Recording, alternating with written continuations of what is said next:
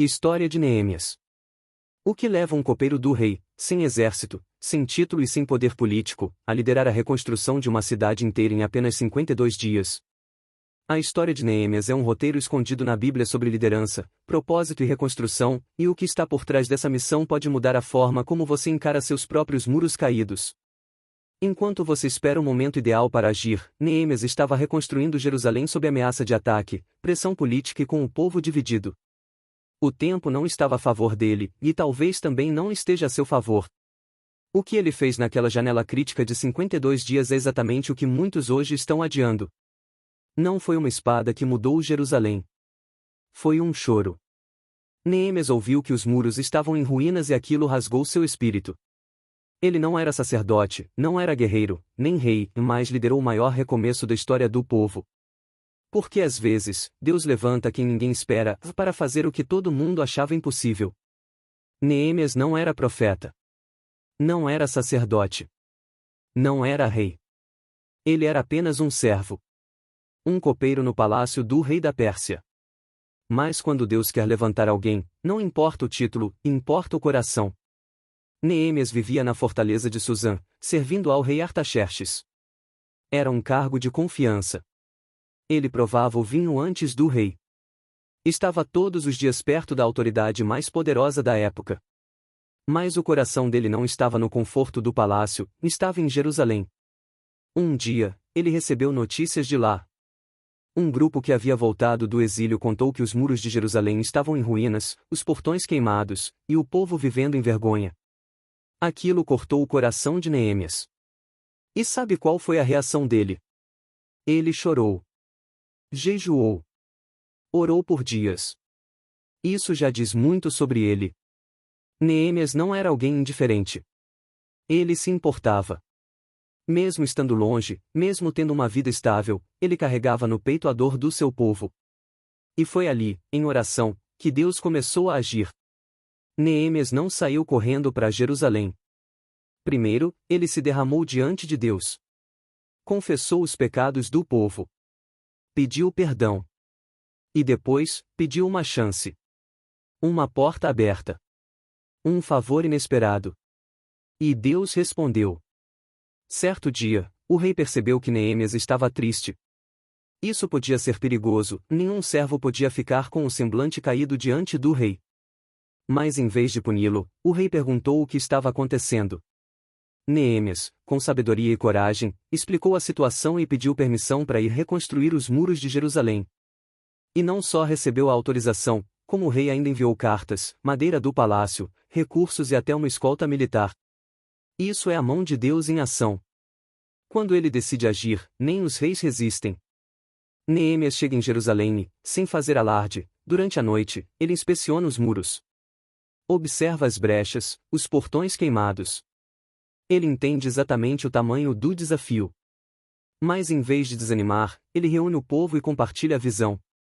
E as pessoas se animam. Todos se levantam para trabalhar. E aqui tem algo lindo: cada parte do muro foi reconstruída por uma família, um grupo, uma tribo. Cada um fazia a sua parte. Não havia holofotes. Era união. Era propósito. Era fé em ação.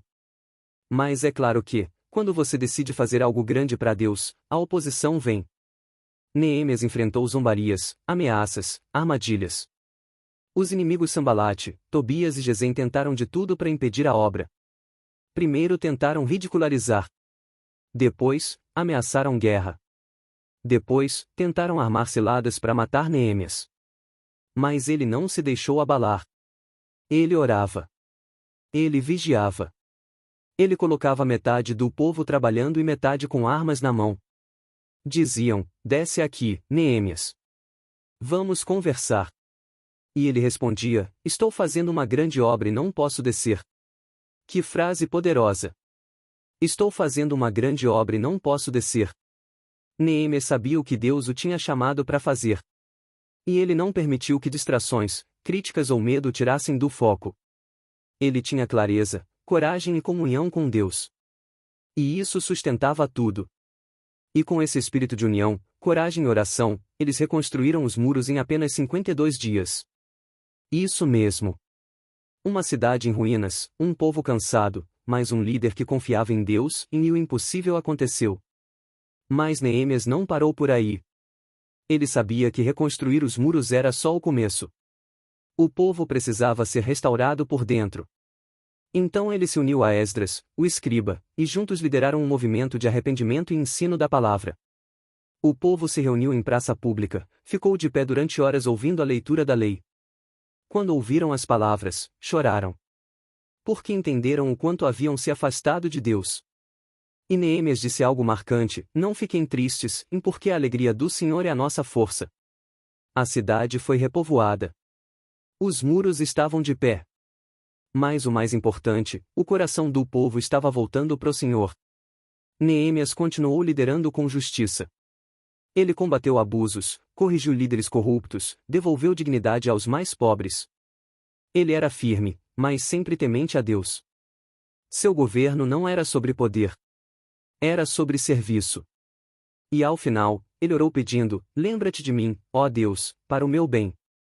Neemias não queria aplausos. Queria ser fiel. E ele foi.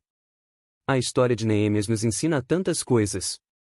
Nos mostra que a dor pode ser o começo de um chamado. Que oração abre portas onde não há caminho. Que coragem não é ausência de medo, mas foco na missão.